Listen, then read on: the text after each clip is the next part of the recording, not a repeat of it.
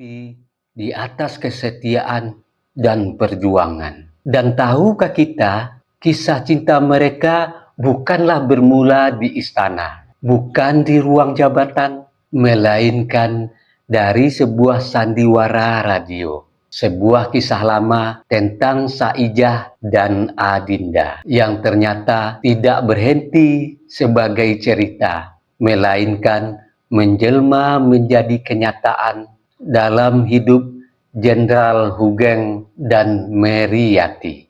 Sebentar lagi saya lanjutkan ceritanya. Bismillahirrahmanirrahim.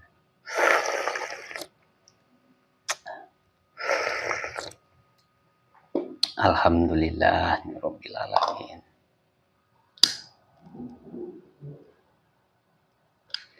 Saya akan mengajak kita semua menelusuri perjalanan cinta, pengabdian, dan kesederhanaan mereka. Sebuah kisah yang seharusnya menjadi cermin bagi siapapun yang memegang amanah di negeri ini. Kisah pertemuan dari suara menjadi cinta. Yogyakarta, tahun-tahun awal setelah kemerdekaan. Negeri ini masih muda, penuh semangat, penuh luka, dan juga penuh harapan. Di sebuah studio radio sederhana milik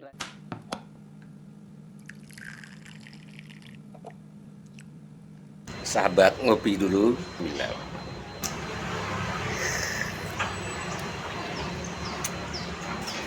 Bagi sahabat yang mau sloki unik ini, sloki tengkorak, ya silahkan klik keranjangnya ya.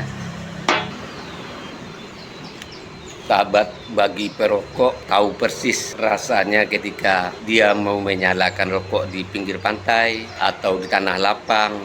Itu pasti banyak angin, dan untuk merokok menyalakan koreknya pasti kesulitan, pasti padam oleh tiupan angin. Tapi semuanya tidak akan terjadi lagi jika korek kita ini kapasitas gasnya besar dan apinya kuat, tidak akan padam ditiup angin. Jadi jika sahabat ingin korek seperti ini, cek di keranjang produk.